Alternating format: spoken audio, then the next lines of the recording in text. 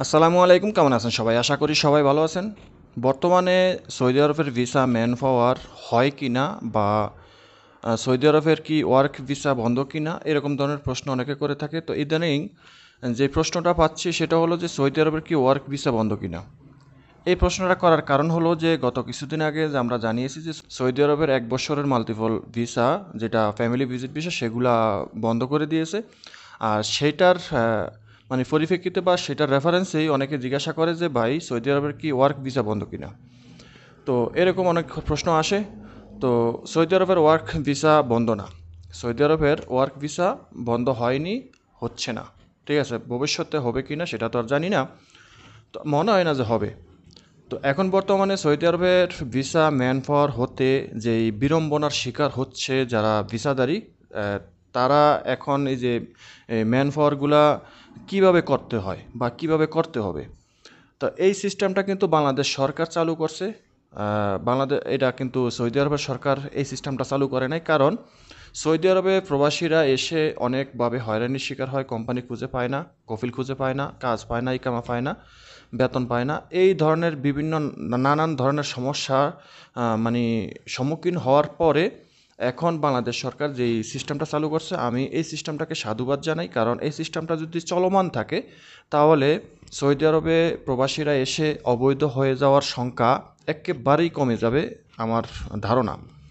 কারণ একটা ভিসা যদি বাংলাদেশ থেকে স্টাম্পিং বা ম্যানপাওয়ার করার সময় যদি সৌদি আরবের একটা কোম্পানি বা কফিলের আগ্রিমেন্ট বা ডিমান্ড লেটারটা যদি দিতে হয়, তাহলে সেটার একটা ডকুমেন্টস বাংলাদেশ এম্বাসিতে থাকে। কারণ ম্যান পাওয়ার করতে গেলে এখন বর্তমানে এম্বাসিকে এই কোম্পানির পক্ষ থেকে অথবা কফিলের পক্ষ থেকে একটা ডিমান্ড লেটার দিতে হয়। আর সেখানে বেশ কিছু ডকুমেন্টস দিতে হয়। বিশেষ করে যেগুলো ইম্পর্ট্যান্ট সেগুলো হলো যে আপনার স্যালারি কন্ট্রাক্ট পেপার এবং আপনার কাজের কন্ট্রাক্ট পেপার।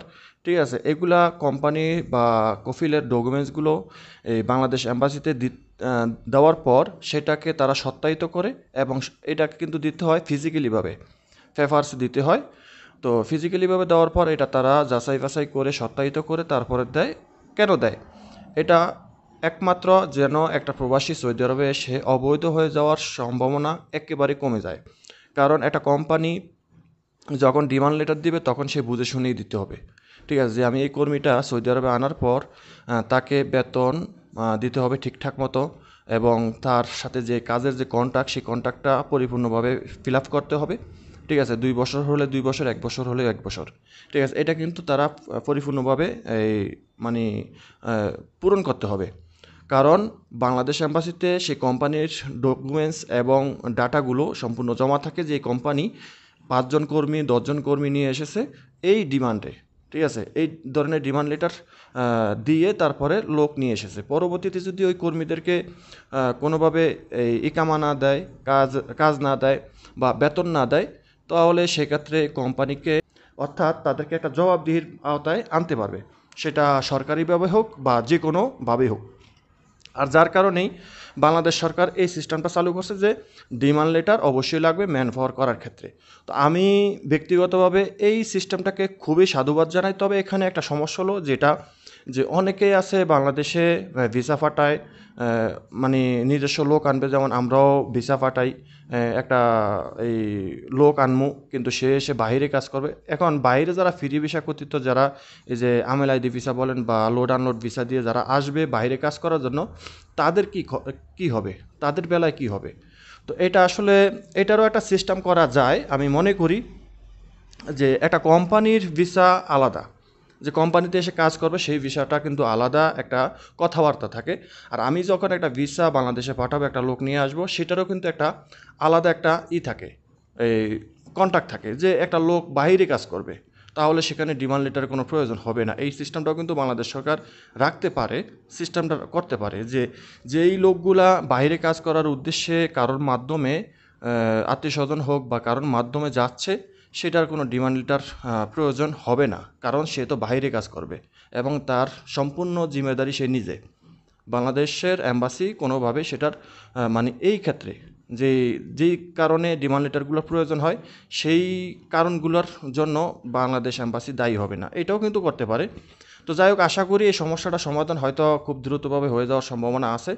তো এখন বর্তমানে যে বাংলাদেশে এই যে ভিসা ম্যান পাওয়ার, এই ভিসা ম্যান পাওয়ার করতে গেলে কিন্তু এখন ডিমান্ড লেটার লাগে, আবার অনেকের ক্ষেত্রে কিন্তু লাগে না, আবার অনেকের ক্ষেত্রে লাগে। কারণ এই যে আপনার ফেব্রুয়ারি মাস থেকে যে ভিসাগুলো, যে ভিসাগুলো যে ভিসাগুলো আপনার এই ম্যান পাওয়ার হবে, সেই ভিসাগুলোর ডিমান্ড লেটার লাগে, ঠিক আছে। এর আগে যে ভিসাগুলো মানে ওকালা হয়ে গেছে বা ম্যান পাওয়ার হবে, সেগুলো কিন্তু লাগছে না। আর বিশেষ করে সিঙ্গেল ভিসা, যেটা একজনের একটা ভিসা আছে বা একটা কফিলের একটা ভিসা আছে, সিঙ্গেল ভিসার ক্ষেত্রে কিন্তু মানে আপনার এই ডিমান্ড লেটারটা লাগে না। কিন্তু 2টা ভিসা বা 3টা ভিসা বা 4টা ভিসা যাদের আছে, যারা একসাথে এক কোম্পানির বা এক কফিলের এতগুলা ভিসা ম্যান পাওয়ার করবে, সেই ক্ষেত্রে কিন্তু ডিমান্ড লেটার লাগে, ঠিক আছে। তো আপনারা যারা 2টা 3টা 4টা ভিসা ম্যান পাওয়ার করাবেন, তারা অবশ্যই এই ডিমান্ড লেটারটা সংগ্রহ করে বাংলাদেশে পাঠান। যারা সৌদি আরব থেকে ভিসাগুলো পাঠান, তারা অবশ্যই ডিমান্ড লেটারটা দিবেন, যেন খুব দ্রুতভাবে ম্যান পাওয়ার হয়ে যায়। অনেকেই কিন্তু আমাদেরকে জিজ্ঞাসা করে, ভাই আমার ম্যান পাওয়ার তো আজকে প্রায় 2 মাস হয়েছে, হয় না, 1 মাস হয়েছে, হয় না। না হওয়ার কারণ হলো যে ডিমান্ড লেটার না দেওয়ার কারণে।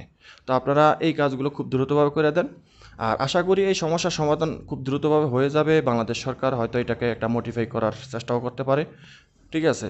একটু আগে যেটা বললাম যে যারা বাইরে কাজ করবে তাদের ক্ষেত্রে একটা রুলস করা দরকার, আর যারা কোম্পানিতে আসবে, কোম্পানির চাকরি করবে, কথা আছে যে বাংলাদেশের এজেন্সি বলছে যে কোম্পানিতে চাকরি করবে, সেই ক্ষেত্রে ডিমান্ড লেটার অবশ্যই প্রয়োজন দরকার। আর যারা বাইরে কাজ করবে, লোক মারফত আসতেছে, আত্মীয় স্বজনের মাধ্যমে আসতেছে, তাদের ক্ষেত্রে এই ডিমান্ড লেটারটা আমি মনে করি না যে প্রয়োজন আছে। কারণ তারা তো কথা বলেই আসতেছে যে আমি বাইরে কাজ করব, আমি ছুটা কাজ করব, কফিলকে ফয়দা দিয়ে কাজ করব। তাহলে সেই ক্ষেত্রে সেটাও কিন্তু একটা ব্যবস্থা করা যায়।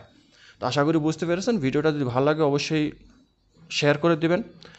আর যারা জিজ্ঞাসা করছেন যে বর্তমানে ওয়ার্ক ভিসা বন্ধ কি না, না, ওয়ার্ক ভিসা বন্ধ না। এটা পূর্বেও বন্ধ ছিল না, এখনও বন্ধ না। এটা হয়তো আপনারা মনে করছেন যে গত কিছুদিন আগে যে ফ্যামিলি ভিজিট ভিসা 1 বছরের যে মাল্টিপল ভিসাটা বন্ধ করে দিছে, এখনও সেটা কিন্তু মানে সৌদি আরবে খোলা আছে, কিন্তু বাংলাদেশে কিন্তু সেটা প্রসেসিং হচ্ছে না। যার পরিপ্রেক্ষিতে অনেকে জিজ্ঞাসা করে যে এই বর্তমানে সৌদি আরবের ওয়ার্ক ভিসা বন্ধ কিনা। ওয়ার্ক ভিসা বন্ধ না। আমি আমি ব্যক্তিগতভাবে আমি যেটা মত দিতে চাই যে সৌদি আরবের এখন আপাতত ওয়ার্ক ভিসাগুলো বন্ধ করে দেওয়ার খুবই দরকার। কারণ যেই হারে লোক আসতেছে, বাংলাদেশের টাকা পয়সা খরচা করিয়া সৌদি আরব এসে কাজ কাম করতে পারে না, অনাহারে থাকতে হয়, কষ্ট মষ্ট করিয়া পরবর্তীতে আবার দেশে চলে যায়। তো বাংলাদেশের টাকাগুলো কিন্তু লোকসান হয়। তো আমার মতে বর্তমানে সৌদি আরবের ওয়ার্ক ভিসাগুলো একেবারে কঠোর অবস্থানে নিয়ে যাওয়া দরকার। যে আসতে গেলে এই যে এখন বর্তমানে যেভাবে ম্যান পাওয়ার করতে গেলে যে ডকুমেন্টস লাগে, এরকম আরও কঠোর হওয়ার দরকার। তো সবাই ভালো থাকবেন, দেখা হবে না কোনো ভিডিওতে। আল্লাহ হাফিজ।